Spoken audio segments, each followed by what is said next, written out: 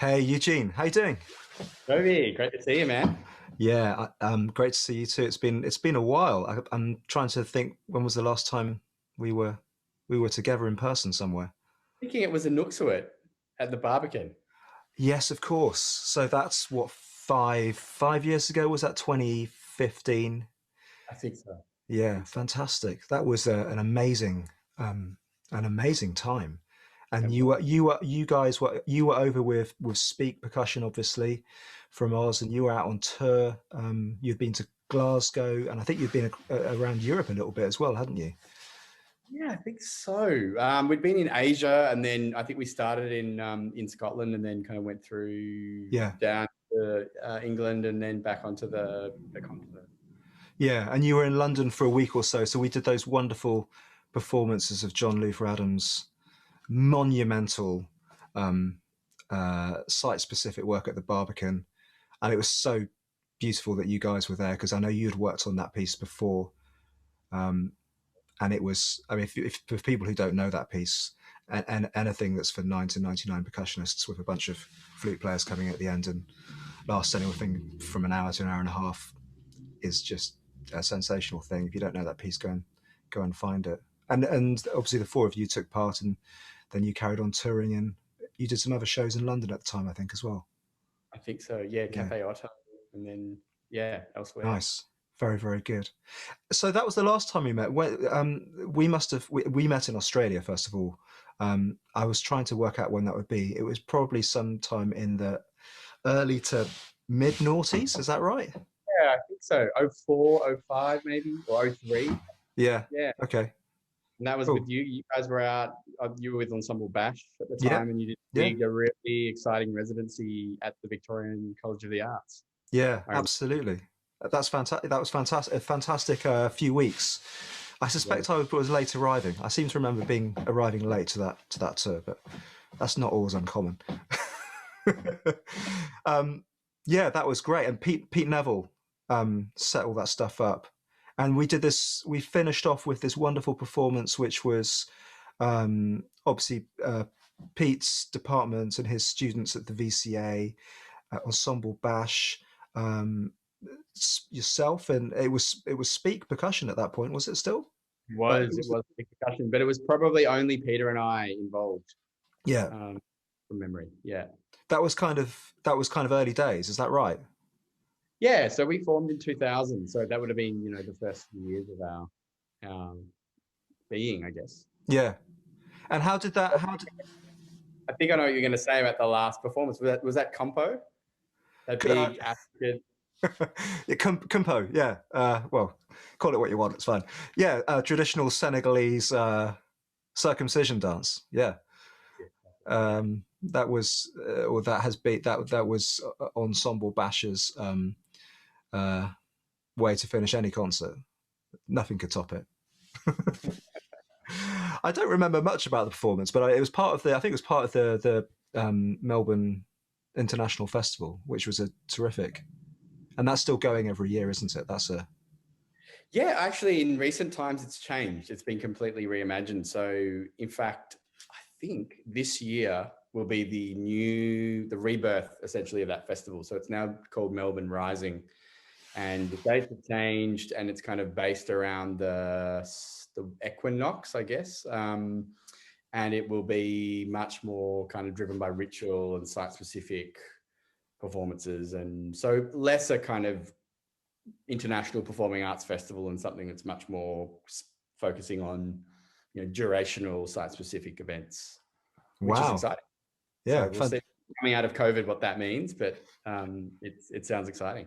yeah. Well, I think using open spaces is going to be key for a bit. It really isn't it?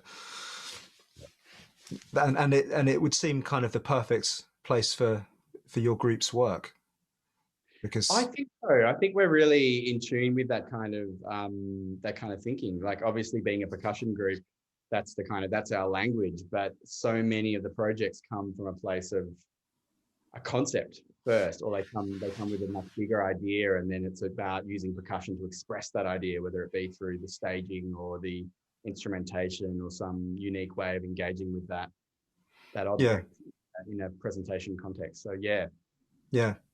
And so Speak's home is Melbourne. It started there. You grew up there. You studied there. I can't. Yeah, that's right. Yeah. Yeah, so I was born in Melbourne. I did all of my tertiary study here, and Speak Percussion, in fact, started while I was a student at the Victorian College of the Arts, and we Okay. were all. Yep. And obviously, I think it's an amazing. I mean, I've said this to you before, but I think it's an amazing ensemble because largely because you have very clearly this flexible ensemble where yourself is able to drive the organization and the performances and the projects forward. When you started, was it is it your baby? Was it a kind of collaboration out of students or? Yeah, look, it started as a really, I would say, as most ensembles do. There were 5 of us originally, and it was run in a very democratic kind of, all voices contributing to this one ensemble idea. So it was a very traditional percussion ensemble, I would say, in its infancy. Yeah. We were commissioning work and playing kind of repertoire pieces and some Australian works, but lots of international pieces, of course. And then I guess after 2 years, it became so evident that there were 4 musicians left, and all 4 of us, I must admit, everyone was a really strong contributor to the group, but everybody came from a completely different perspective. And I think the realities of making an ensemble work just dawned on us. It was incredibly hard. It was incredibly challenging, that moment of leaving university and having to fend for oneself. And at that time, there was very little money. It was basically a love job. Yeah. And at that point, it became so clear that we were either going to have to make massive compromises as a group to kind of work creatively, or it was going to have to go off on one tangent. And essentially, we burnt out after a couple of years. Everybody was ready to leave, including me. But I was basically the only person that said, look, I would stay if we made dramatic changes. And as it were, I was the last man standing.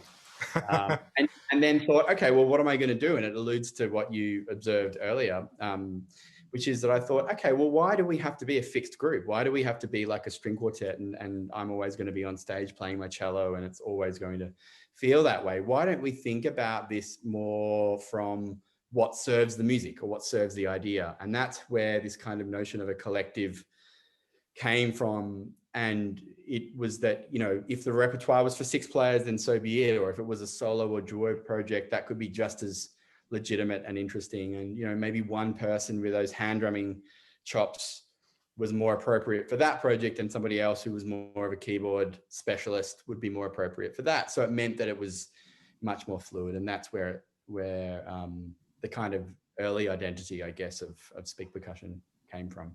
Yeah.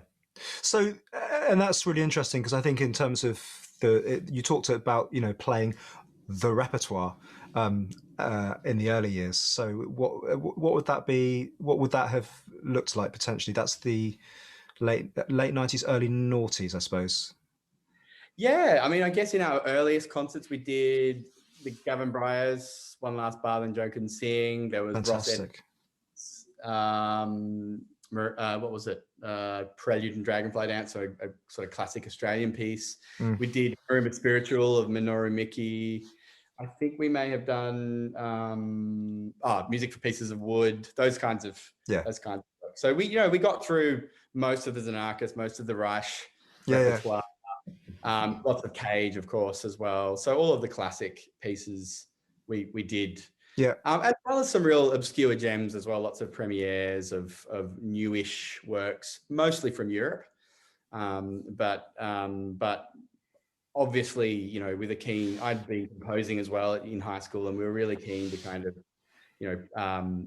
make sure that the Australian scene was growing in our activities as well. Yeah, that's interesting. So you, Cage, Reich, Xenakis. I mean, I think most percussionists look at those and go, yeah, they're sort of pioneering forces in the repertoire and the language and the scene. And I think probably most percussionists have played some of that music at some point, whether it's as a percussion thing or, as part of a larger sort of ensemble. But you mentioned Ross Edwards as that's an Australian composer, and having worked in Australia, I think 4 or 5 times now over the years, um, I've always been excited to be back, and it always feels. Um, it always feels like there's sort of something different going on, which is always very exciting, particularly with percussion. Um, so, apart from you obviously mentioned Ross Edwards. Who are the composers um, historically who've been making exciting percussion music? And In Australia. yeah, yeah, is there kind of a scene of percussion composition as well? Yeah, there is. There Kind of is. I mean, going we're quite, back. I mean, yeah, well, I guess the really nice thing for us is that Percy Grainger was born here. So, and he did a lot of his experimental work here. Yeah. In fact, the Grainger Museum's here as well. And so, when he wrote his free music, for example, that was at the Albert Park Lake, which is not so far from where I live. And a lot of those concepts are really not only part of the consciousness of the city or the country, but also live on through his museum, where a lot of his experimental instruments are accessible. And in fact, in that debut performance for the Briars, we used Grainger's very own metal marimba as the song bells. Wow. So Beautiful. yeah, it was really touching to be able to do that, because I'm not sure they lend those out anymore. That was 20 years ago now that we used that. Right. But it was beautiful to be bowing and striking this essentially a metal marimba that had that sort of history, that Yeah. Grainger made himself. So And if that's sort of song bell territory, that's going to be like a lower glockenspiel, presumably steel, as opposed to. exactly, yeah, yeah. I didn't spend that long with the instrument. It was definitely essentially like a metallophone. So it had large resonators. It was in that lower register, probably. Yeah, timbrally pretty close to song bells. Maybe not quite as resonant, a little bit thumpier, but it just felt nice to be kind of, to have an instrument of that kind of unique quality in the Yeah. in the. Well, I guess for us, there's that sort of link back to that early experimentalism, and then there were a few pioneers across the 20th century, many of whom I doubt you would know, but Keith Humble is a good example of someone at that period of time, or Martin Wesley Smith, for example. He wrote Yeah. a fairly marimba and tape piece, back in the days that. Yeah. So there's a few people along those lines, and I guess Speak Percussion was a kind of a born on the cusp of the 21st century. So Yeah. it's a completely different generation of composers. But I know you've worked a lot with Gabriel Prokofiev. Yeah. Yeah. Yeah. There's some history in that family too. Yeah. I mean, I'd love to know, because it's fascinating coming into the UK and kind of and staying abreast of the projects going on there. And I'd love to hear from you about like some of your perspectives on those pioneers. Like obviously, as Western countries and our strong, we've got, and being percussionists, we share a lot of that history. But other than the obvious candidates, who are the sort of ones that jump out for you as the kind of pioneers or the great composing percussionists?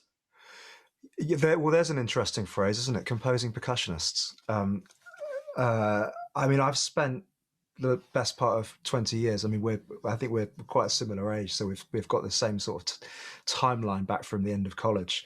I've actually spent a lot of time commissioning very specifically composers who aren't percussionists, I suppose, and I think that's quite I that's meant to say that. yes. I know you. Yeah. I know you have as well. Um, and I think that's probably some that's a sort of shared experience for things. I suppose the big one from the UK scene that always stands out to me was someone who really inspired me when I was a kid. I grew up in Bath, which is down in the West Country, and I walked into a record shop one day in I don't know 1993 or something like that when I was a teenager, and I would used to have record shops in the world, and as a child I used to wander into them and spend my pocket money every week on 7-inch singles, and then as I became a teenager, more obscure things. And there was this brilliant sampler released called shortcuts or new cuts or something, and it was a sampler disc by this label called Argo, which is no longer with us. I think it's a subsidiary of Decca probably. And the first piece of music is by a British composer called Thicken. And I heard this piece of music, which is marimbas and bass drums and rototoms, um, influenced, I suppose, strongly by sort of Chicago house music. I think it was composed in 92, 91. And I put that record on, and it was a CD, so I didn't put it on in the same way, but it was, I sort of wore it out listening to that. I was a rock and roll drummer, and I heard this, and I wanted to play the marimba. And for me, it was I see that as quite clear lineage as to one of the reasons that I became a percussionist as opposed to continuing to try and be a rock and roll drummer or a singer, because that's what I really want. That's what I really wanted to do, obviously. And so I think Graham Thicken is one of the really big influences as a composer on the UK percussion scene. And I've commissioned him quite a number of times now over the years, and I think his voice is quite unique. It's kind of post minimal, I suppose, European. He learnt with Andreessen, and he sort of comes from that. I don't know, Reich, Glass, Terry Riley, Bang on a Can sort of lineage. But he was doing his own thing over here at that time, and he's developed his own voice in his own series of his works. And then Gabriel Prokofiev, for me, has been someone who I've worked with an awful lot in the same way that I have with Graham. He's younger, and so we've worked on a couple of big projects together over the years. And he's just a really interesting musician and composer and entrepreneurial investigator of interesting things and ways of doing things, which is one of those people who's exciting to be around.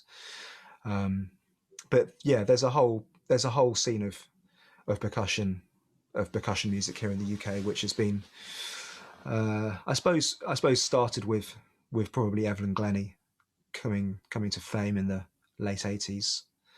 I remember getting her first CD, Rhythm Song, which is quite pastiche marimba and xylophone things, but it opened a huge door for certainly everyone here in the UK, and probably much further afield as well, because she went out and toured the world playing concertos at the front of an orchestra, which is how you change perceptions of an audience.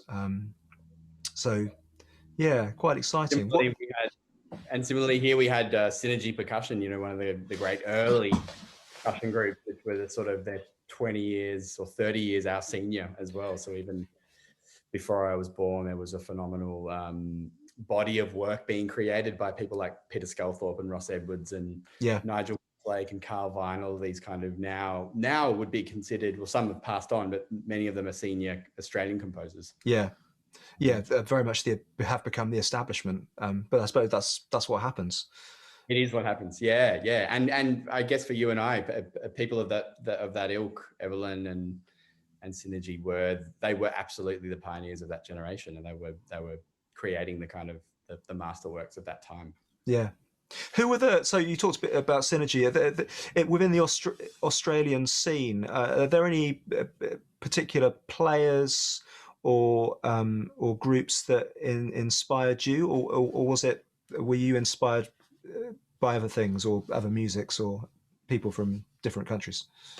Yeah, look, I think I was inspired by lots of different things. I mean, I think that what was great about Australia for me growing up was that it was already happening. It was clear that you could have a career as a percussion chamber musician or soloist, and there were the sort of the elder statesmen, I guess, of percussion in Australia now are people like Michael Askill, Ian Cleworth, Peter Neville, Graham Leake, who did a huge amount of commissioning and did extraordinary things and traversed an extraordinary ground, but they also had their elders and their teachers that were doing their thing, which of course was couched within a completely different scene. And Yeah. I'm just thinking, now here we are as two percussionists making a video and editing our own audio and doing our own marketing. And I'm sure that was, that's a part of the gig today, isn't it? And curating our own works and arranging. And to some degree that existed in previous generations, but the goalposts have shifted, haven't they, in terms of what being an entrepreneur, or at least an active figure within an innovative space. You can't just wait for the phone to ring and turn up and do the innovative thing. You've got to create it and market it and do all of that. So I feel like I was really lucky. And also from a gender perspective, it was always quite balanced here. There were always lots of female percussionists very active in the scene. And I just feel blessed that I've been able to kind of walk into a world where there were lots of great women in roles of leadership within percussion in Australia. So that was, just luck that I was kind of born at that time. Yeah. And then I think from that point of view, there were lots of other, I was really inspired by some colleagues. I was inspired by lots of things going on abroad. And I think it's really now I think nowadays I'm really looking outside of music, to science or to architecture or to food or to other places that can really inspire new works and new ways of making work. Yeah. I mean, looking at, the commissioning over the last 10 years that you've done with Speak, there's I wrote them down. The titles are so beautiful. Things like Polar Force and Fluorophone, Atlas to the Sky, before Nightfall. I mean, they're beautiful sounding things that conjure up these images of beauty and inspiration, which are not drumming or music for pieces of wood, or let's kick a tin can 10 times and see how it sounds, or whatever it is. It's and it seems to me that with those sort of titles, and I know some of these projects from reading about them and watching video content of them, is that they connect with an audience in a very different way. It's not come to a percussion gig, we're going to play some drums and we're going to put blue paint on and whatever, but we're gonna create this experience for you, which is a cultural thing, which is to do with light or the forest, or it's a much more open offer to the audience. How do those projects come to be? I mean, it's obviously down to you in some great way, but can you explain how? It's not always down to me, but sometimes someone comes to me with an idea and that really triggers a response. And I think that was the operative word, idea. Like often it is about an idea or about a concept. And so yes, that concept can be a sound or it could be an instrument, but it's often something that's much bigger that provides a kind of creative framework to make work in. And in that might, reflect the space or the instruments that are developed and the kind of collaborators that we want to bring on to a project. I think just harking back to some other things you've said, a big change that happened within Speak Percussion maybe around 10 years is that we started to look and feel more like a dance or theatre company. And by that, I mean, not the work necessarily, but the way of making work change. So it was less about, asking for a commission, receiving the score, and then realizing that work. But it was much more about, let's work with a team of creatives in a series of creative developments. Let's explore some material, let's investigate that, research it, and then allow that to evolve into a project that might have, a greater depth to it than it would if it was mainly coming from a musical point of view. And I think also another big shift was that notion of like a curated performance. What is a curated performance? 4 or 5 works within a program. How can those works, how can the sum be greater than the whole be greater than the sum of the parts? Yeah. And this is where projects like Fluorophone came about, where it was like, let's look at the relationship between light and sound from 5 or 6 different perspectives and commission different works, one for LEDs, one for matches, one for strobe lights, one for digital fluorescent lights, and so on. And so then suddenly you're actually interacting with technologies and lighting engineers and electricians and so on. So yeah, often it is the idea, and it's about trying to assemble the team and get the whole process lined up. I know one of the projects we might discuss is a work called Polar Force, which is one of the larger works we made recently. And that started with an artist, Philip Samatzis, who became an artist in residence in Antarctica. So he went down to Antarctica. Yeah, and he went down with state-of-the-art equipment, hundreds of thousands of dollars worth of equipment. In fact, he was testing new equipment specifically for using in blizzards. Wow. And he was down there for a month and made the most pristine recordings of all kinds of things that you would imagine he made recordings of, but things that you wouldn't expect him to be capturing either. So things like even just the sound of the base station, recording the walls, hearing a blizzard indoors, hearing a blizzard outdoors, hearing the sounds of glaciers through the water rather than through the air. And these things became the starting point for a project that involved the creation of completely new custom designed instruments. Wow. That control the manipulation of air, ice, and water. So that's stunning and interesting beginnings of a project. So was that something that he was doing and then you kind of became aware of, or how did that when you first together talking, how was that in that project? I mean, much like you and I, we're colleagues from many years ago, and we'd seen each other's work. And I mean, Philip is a sound artist, and he has a professorship at the RMIT University here in Melbourne. And he's actually been to Antarctica twice. So the first time he went there, he said that he could hear avant-garde percussion in the landscape. Okay. He was immersed in this kind of spatial Xenakis music, hearing the glaciers, the wind, the ice, the extremities of that environment. And he returned to Melbourne and said, so when he got his second residency, he approached me and said, look, Eugene, I'm going back to Antarctica. This time I'm going to a different base station. It's the Casey base station. And I'm specifically wanting to look at the katabatic winds, which are these extraordinarily high velocity winds. Last time I was there, I heard all of these things. Would you be interested to work on a new project? I'm going to make all of these recordings, and it's really up to you how you might want to use them. I guess he was thinking in the first instance, spatial percussion ensemble with electronics, probably, or with playback. And then my initial response was, wow, that's amazing. If I'm going to do it, I want to be making sounds using the same materials that you've recorded. I want to be playing with ice. I want to be playing with high pressure wind. Yeah. I want to be dealing with, transforming energies between essentially ice, water, and wind. And so, I'm going to put a link to the video for Polar Force in the description, so people can go away and watch and see this amazing project.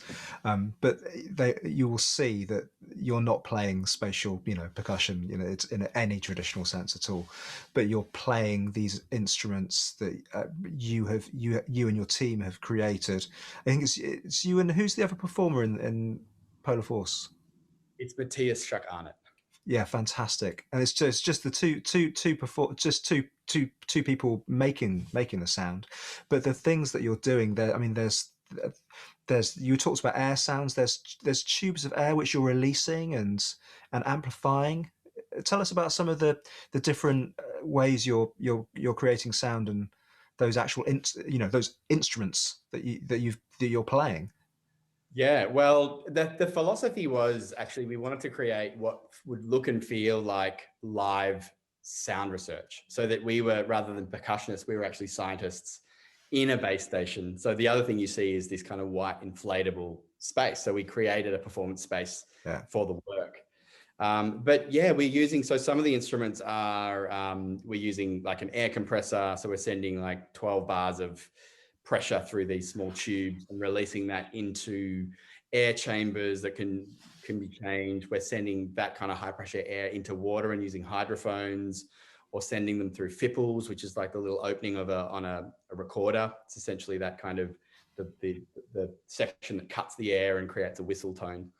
using those there. I think I handmade about a dozen of those fipples that would tune differently, that we could alter with using ice and water and so on. And there were corrugated tubes with air coming through them, but the tubing had like a vibraphone motor inserted within, so you could actually modulate the flow of air and have it pulsate. Yeah. There were motors to control those things, and those motors were amplified using electromagnetic coil microphones. So there were all sorts of different miking techniques and different ways of manipulating air and ice. And in fact, the first performative gesture we make in the performance is that we pre-freeze these ice cores. We use carbonated water, and the first thing we do is we dip these ice cores into the water, and all you hear is the sound of that extreme marriage of ice meeting room temperature water, and then the carbonated water slowly leaching into the trough. Wow, that's incredible. And that's the sound. Those sounds are somewhat amplified, and then they treated as well.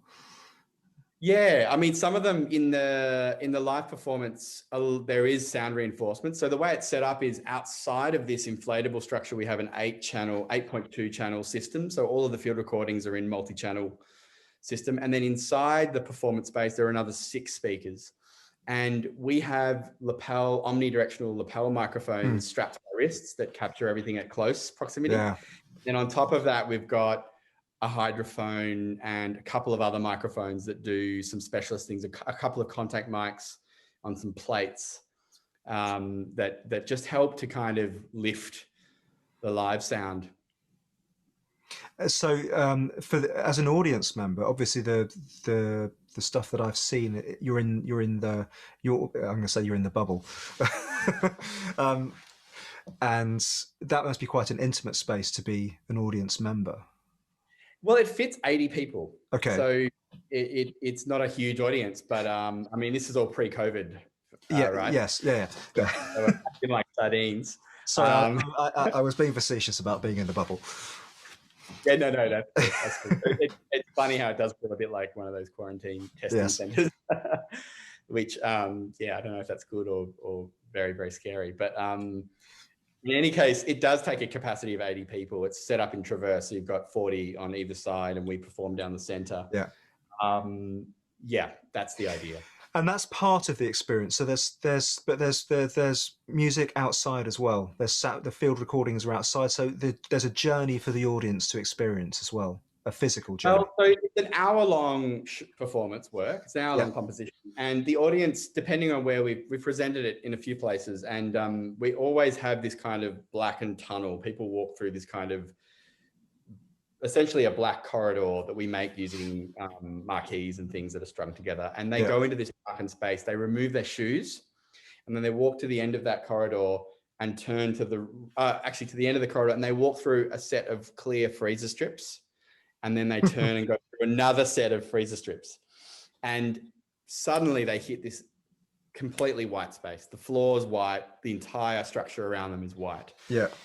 And once they enter that space, there's already field recordings going on around them. So they're basically immersed in an Antarctic environment. And then the whole performance happens for the audience seated. So it's an hour-long event that happens essentially around them. The whole lighting happens, above them, around them, behind them. And the performances are directly in front of them, and they're immersed in this sound world. Fantastic. So, and you must get through a few performances a day when you're. Yeah, I think we do usually 3 maximum. Yeah, because that sounds like a nightmare to tour. That's a lot of stuff you're talking about, and a several days setup by the sounds of it as well. It's a 2-day bump in, and it's a shipping container. So we've been to Europe with it. Took it to Europe to, I think we started in the Netherlands and went through to, Germany, Austria, Italy. And the shipping container goes on the back of a semi-truck, semi-trailer. So it's a decent commitment to tour the work. Yes. But we've made a sound installation version of the work now as well, so it can travel just as an 8-channel sound. It's a different iteration of the work, but Yeah. that's potentially a few more opportunities to for people to experience some of that Yeah. brilliant sound world that you've created. The when you're touring, when you're making a project like that, do you have a sort of a, you know, sort of eye on, you know, we want to tour this internationally, how are we going to do that?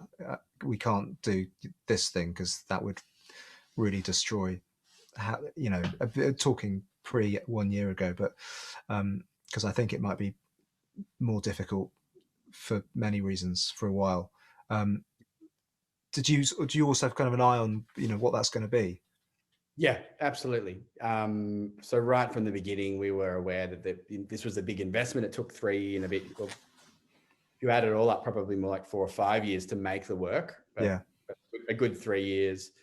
And the idea was that it wasn't going to be a, you know, a one trick pony. You know, we were going to play it out and tour it. yeah, But it is expensive to tour. But generally, yeah, with the bigger projects, and there's usually one or two on the go at any given time, we've always got an eye on touring. But yeah, you're right. That whole landscape's changed now with COVID. I mean, it was already becoming tenuous with climate change. But I yeah, think with COVID-19, it's become, well, impossible in the very short term, yeah.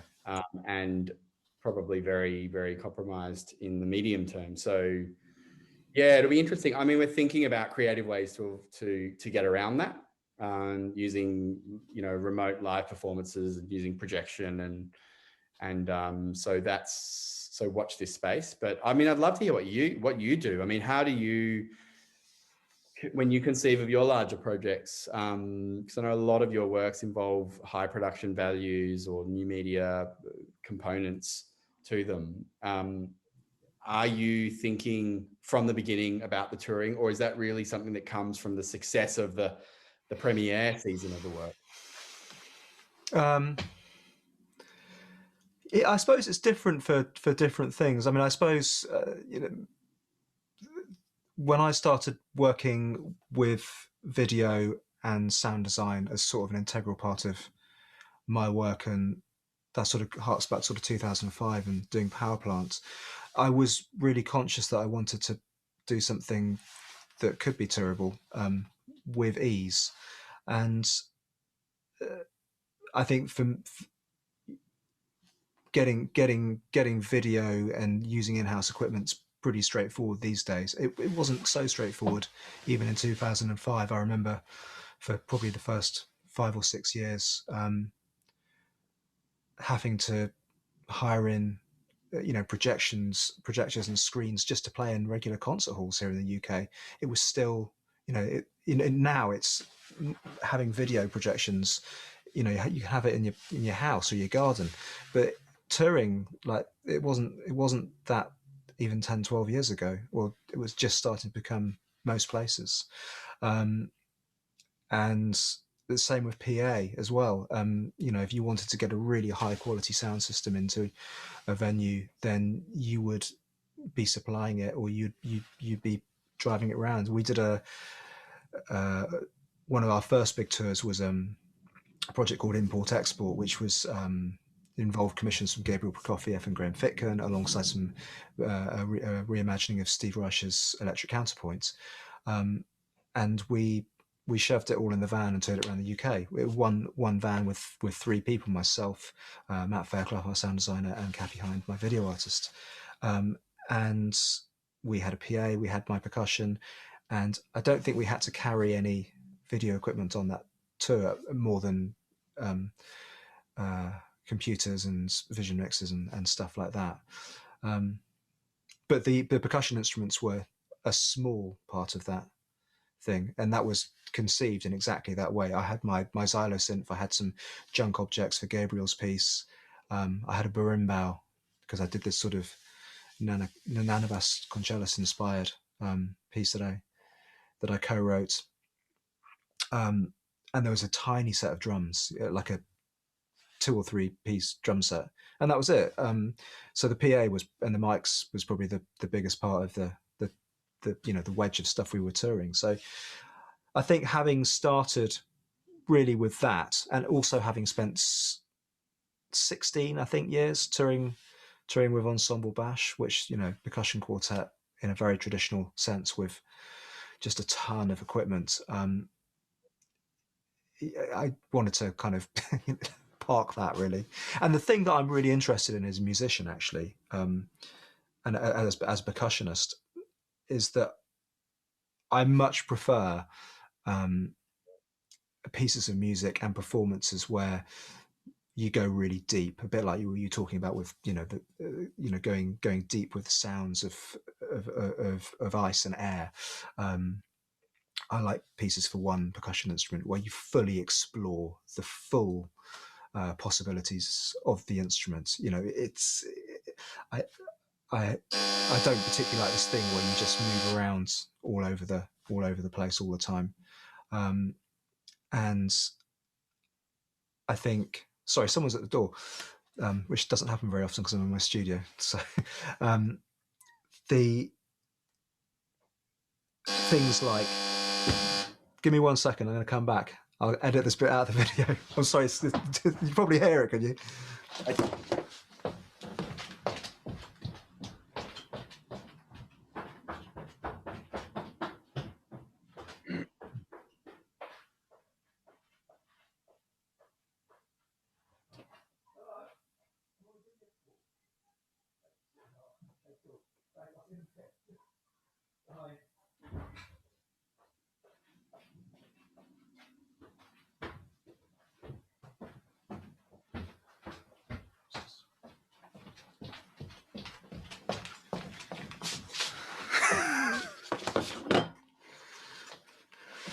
I might have to leave this in.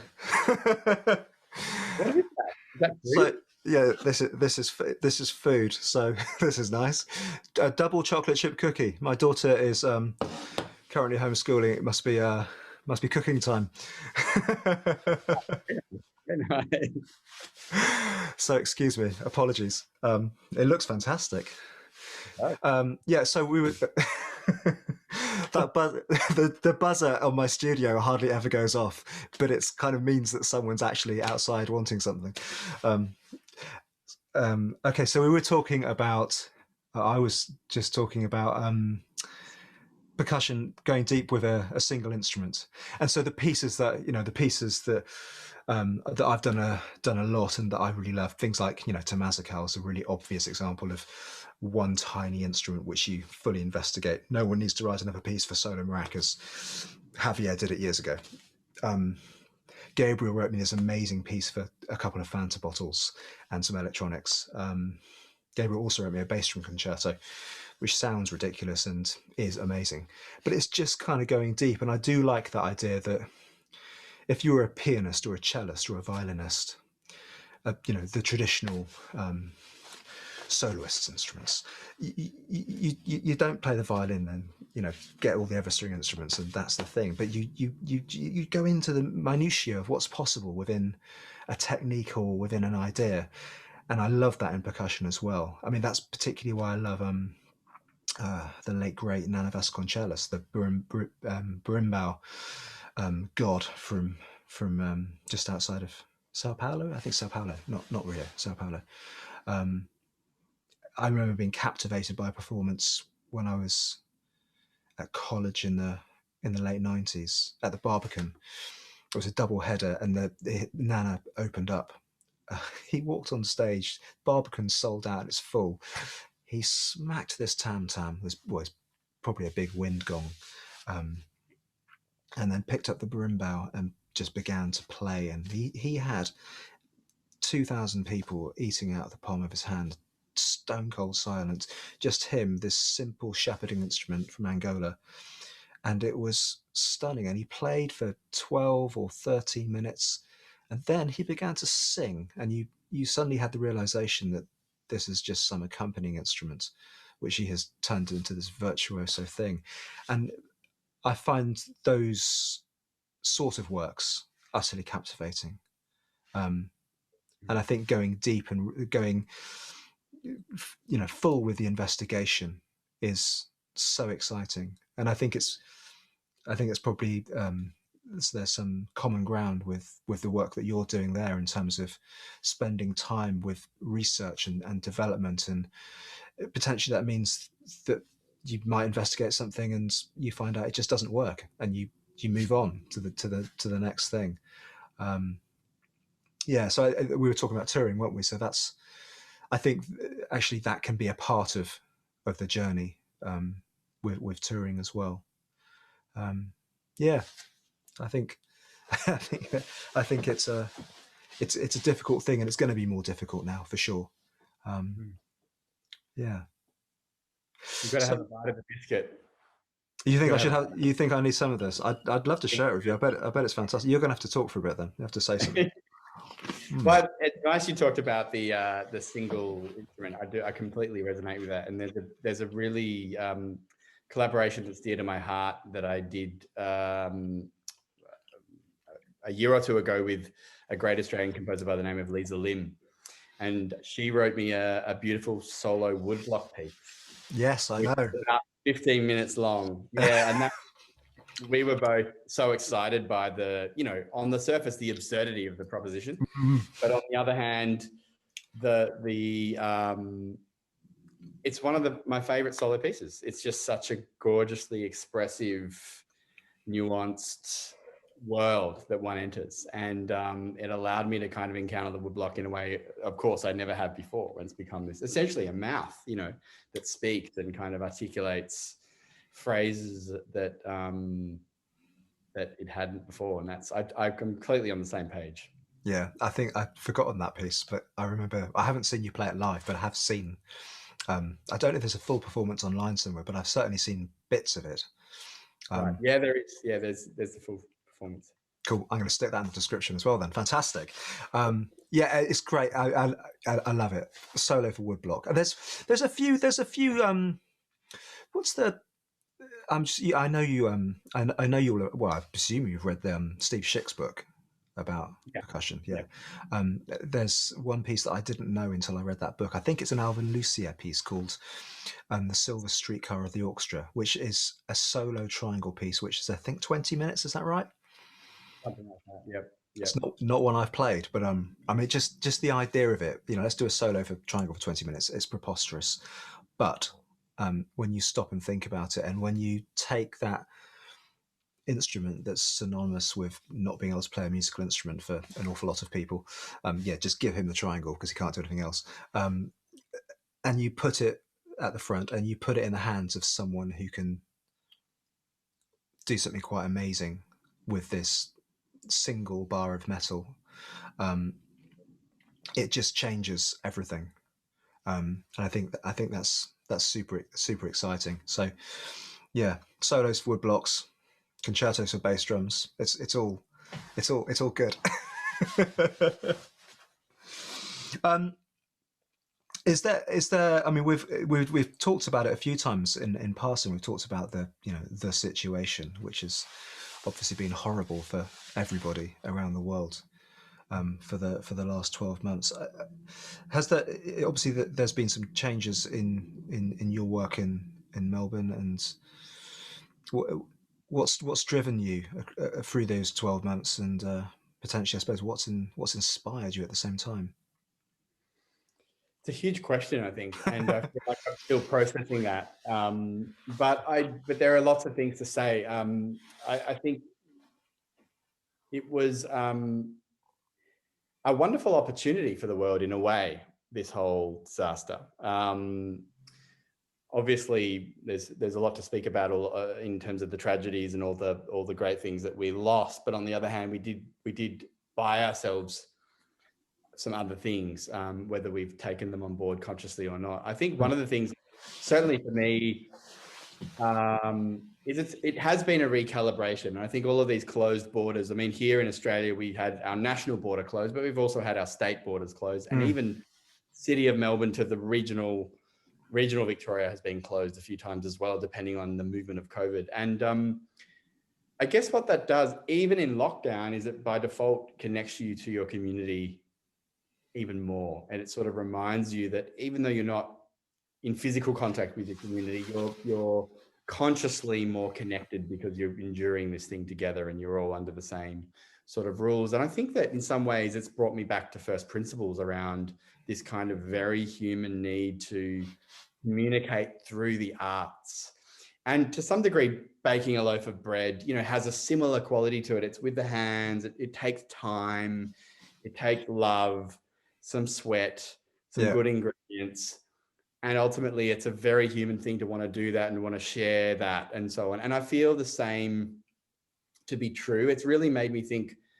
It's inspired me to be more connected with my local community and to really be an artist within my community. Yeah. So that's one thing. And I think on the other hand as well, I mean, I've done a lot of recording projects and I've released quite a number of albums. And there's another, actually Polar Force is coming out as well as a double album soon. And that's been, to some degree, a really practical thing to do while in lockdown. But I think it's also, when I was in lockdown, never more then than in the last 10 years have I wanted to go to my CD collection and pull one out and just sit down and listen to it. The simple act of carving out 2 hours at night and saying, you know what? Yeah, I'm going to listen to a Shostakovich symphony or this disc of a friend that I've never had the time to listen to. And suddenly that thing that we've, at least I have taken for granted for so long. I must admit, I've stopped listening to CDs until recently. I just, it was all online or it was a file. But suddenly the preciousness and the vitality of these objects have suddenly become so much more important. And I think in some ways the CD is a metaphor as well. It could be, it could be a range of other things like that. But I'm essentially talking about these kind of objects of cultural significance. Yeah. And how they are actually fundamental to being human.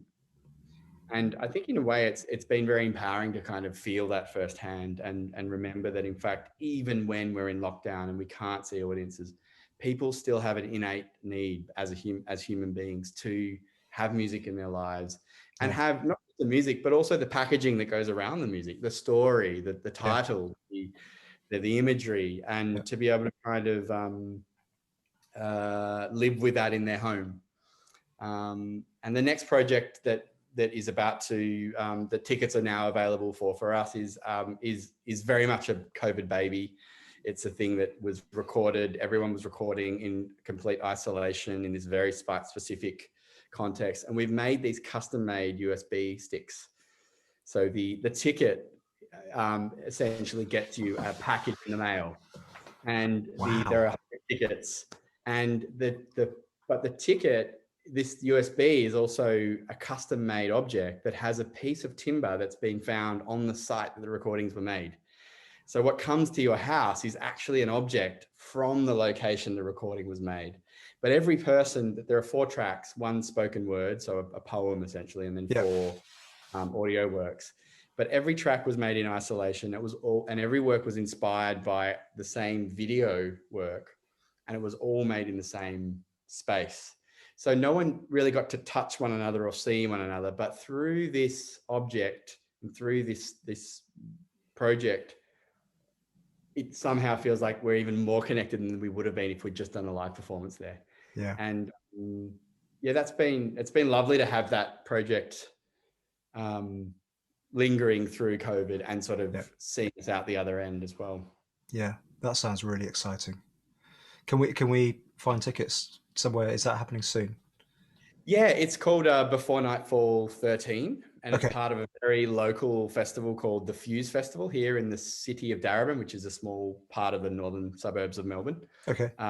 So yeah, I'm happy to share the link, and it would be great to have some international audience, I must say.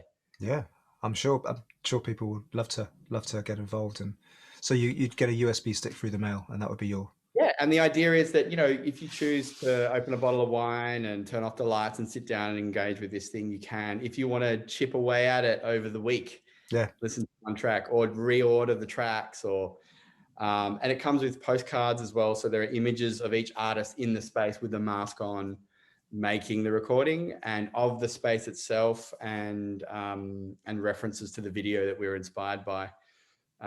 It comes, in a nice box with the USB. So hopefully the USB feels like something that you don't want to throw out after you've heard it. You want to actually savor as a cultural object. Beautiful. So yeah. Beautiful, Eugene. Beautiful. You had talked a little bit about, you mentioned it in passing there, about the location. Now, I was thinking about what's next for you, but haven't you just sort of Speak Percussion has just moved home and found a new space? Is that right? Yeah, we've got a new office. We've finally moved into a proper facility. Great. And yeah, which is great. So we're attached to an art centre here, the Darabin Art Centre, which has a theatre and rehearsal spaces and a gallery space and some other offices for the arts offices at the local city council. So yeah, it's great. It's great to be there. And you're in already, or we're in the process of? We're in as of a month ago. We were supposed to be in a year ago, and then obviously COVID messed that up. And here in Melbourne, I don't know if you were aware, but we were extremely conservative with our lockdown. So we had, even with 3 cases of transmission in the community, the whole city would lock down. Wow. Okay. Yeah. So there's 0 community transmission of COVID now. And at its worst, there were 700. That was the absolute peak of the wave, was 700 cases within the community, which is tiny compared to what's happened around the rest of the world. But I think we endured it harder than most around the world. I mean, I guess the good news is on the health front, it wasn't as bad, but I think the psychological impacts and the impacts to one's livelihood was just as significant as anywhere else. Absolutely. But yeah, so we're a year behind moving into the office, but fortunately now that's happened and it's great. What will that mean for you as an organization? It's a bit of it's a professionalization, really. It just means that we've got a meeting table. All of the staff have their own desks, and there's enough room to breathe and not have to wear masks, and and we can have functions there, board meetings, do showings if we need to. And it's not, I mean, for a long time, the office was at the back of my house. Yeah. So even though it was detached, it was still, the separation between personal and professional life was murky at the best of times. So that's nice to separate that a bit. Yeah, but the good thing about that was obviously you can get chocolate chip cookies delivered fresh from your children. So it's a big garden, so she walks some distance. Oh, that's great. And is there some projects further in the future? There must be things on the boil for 2022, 2023, etc., knowing you. Yep. There's one project that I'm working on that I'm really excited about. It's early days, but it's the whole thing was inspired by wanting to work with a clay target shooter, a pigeon shooter. It was, Polar Force is a good example. There's a number of recent works that I've made that, I was the composer and conceiver of, where for whatever reason, they became these very delicate, sort of fragile sound worlds, which I must say I'm a fan of, but I felt like whatever happened to the muscular smashing, crashing, this kind of powerful end of the spectrum. And I thought, let's start with this really dangerous machine that hurdles discs through the air. And it's led me to this place through a bit of research that the work is now going to be about pigeons. Okay. And it's going to be about the relationship between human beings and animals, essentially. And, the fraught relationship, but also all of the paraphernalia that goes with pigeons and birds, the cage, the bird spikes, the feathers, the bird call, all of those things will be part of this work. So a very theatrical project. Beautiful. How are pigeons considered in Australia? Well, I guess the rock pigeon is the feral pigeon, and they are a pest, absolutely. But we've got a lot of native pigeons here, and one of them you'll love, Joby, is the crested pigeon, the Australian crested pigeon. Right. has an alarm sound built into its wings. So the ninth feather, or the seventh feather, I think it's the ninth feather, is shorter than the others. And as it flaps away, as it flies away, it makes a ringing sound. Essentially, it's like a pulsation, a tone.